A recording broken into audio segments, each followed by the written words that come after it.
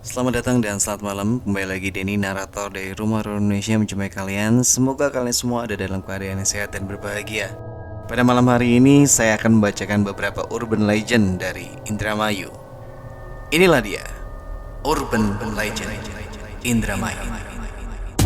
Cerita ini merupakan kisah nyata yang pernah terjadi di suatu daerah di Indramayu. Konon katanya, kejadian-kejadian nyata yang tidak masuk akal tersebut kerap kali dialami oleh warga.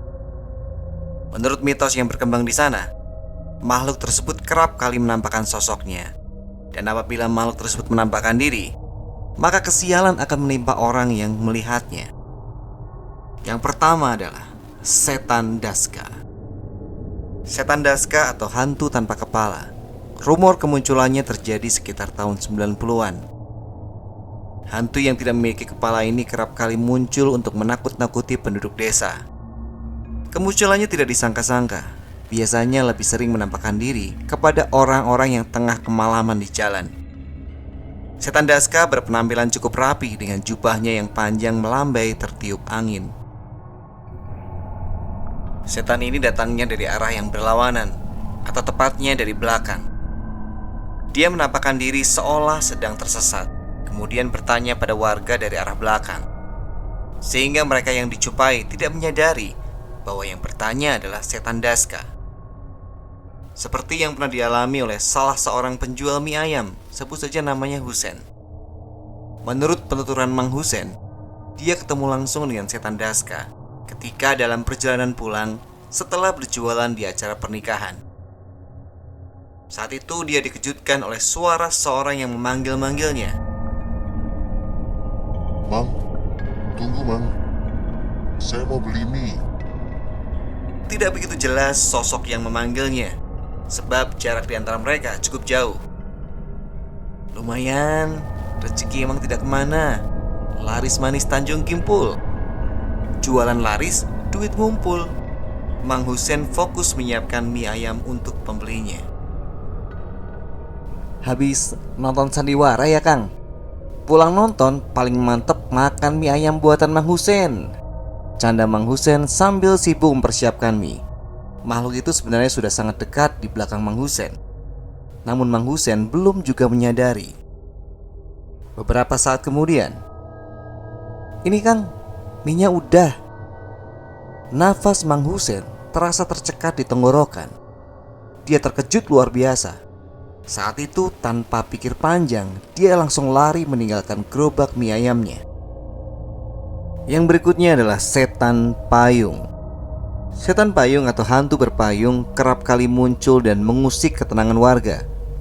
Hantu ini muncul sebagai sosok ibu-ibu yang berpayung hitam, serta pakaian serba hitam dan sedikit kain batik yang membalut bagian bawah tubuhnya. Konon katanya hantu ini muncul pada musim penghujan. Hantu ini kerap kali mendatangi rumah-rumah penduduk. Hal yang paling mengerikan dari hantu ini adalah layaknya seperti sebuah payung yang memayungi keranda. Dan orang-orang yang dipayungi oleh setan payung ini, dalam waktu dekat, dia akan mengalami kematian.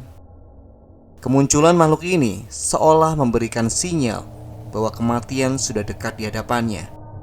Dan pada akhirnya, dia akan dipayungi menuju tempat persemayamannya yang terakhir, yaitu liang lahat. Yang ketiga adalah setan tapih liris. Hantu ini memiliki dua bentuk wajah yang berbeda, buruk dan elok. Cerita misteri nyata mengenai setan tapih liris ini saya dapat dari seorang teman. Konon katanya setan itu memiliki dua wajah yang berbeda. Satu sisi berwajah cantik, dan sisi yang lain terlihat sangat menakutkan. Dia berusaha menampakkan muka yang elok ketika berhadapan dengan pemuda tampan, dan berusaha untuk menyembunyikan sisi dari keburukan wajahnya yang mengerikan. Namun ketika sudah berhasil menjebak mangsanya hingga jatuh cinta, dan terbuai dengan cumbu rayunya, maka dia akan menjadi buas sampai membuat korbannya celaka. Hanya kepada pemuda yang hatinya suci dan bersih saja, setan itu akan berusaha tetap menyembunyikan wajah yang mengerikannya itu. Sehingga setiap lelaki yang benar-benar memikat hatinya akan mengalami keberuntungan dan juga kekayaan. Lain halnya ketika hantu itu menampakkan wajahnya yang buruk, maka siapapun yang menjumpainya tidak akan luput dari kecelakaan atau kematian. Hal ini terjadi ketika hantu ini mengalami patah hati. Dan sosok hantu terakhir yang akan kita bahas pada malam hari ini adalah katil terbang. Cerita misteri nyata ini terjadi sekitar tahun 90-an. Setelah kemunculan setan payung dan setan daska, masyarakat dihebohkan dengan kemunculan katil atau keranda mayat terbang. Menurut penuturan dari salah satu warga, katil terbang ini biasanya muncul mengganggu pemuda atau orang-orang yang tengah bergadang. Diceritakan bahwa katil atau keranda itu menguntit dari belakang calon mangsanya, atau terkadang membuntuti dari atas. Menurut kabar yang berkembang di masyarakat, ketika suasana sepi, maka secara mengejutkan, katil terbang itu menghadang mangsanya. Perlahan-lahan katil itu terbuka, dan korban secara ajaib tahu-tahu sudah berada di dalam katil tersebut, kemudian dibawa terbang entah kemana. Demikianlah 4 cerita misteri nyata penampakan makhluk yang mengerikan yang pernah terjadi di desa sebelah timur Indramayu. Konon katanya makhluk-makhluk mengerikan tersebut muncul sebagai akibat dari penjelmaan seseorang yang berusaha mencari harta dengan jalan pesugihan. Mitos-mitos tersebut masih tersimpan rapi di memori penduduk setempat, sehingga saya sendiri pun tidak mengalami kesulitan untuk menggali informasi tentang fakta-fakta kemunculan mereka. Oke, itu dia akhir dari cerita horor kita di malam hari ini.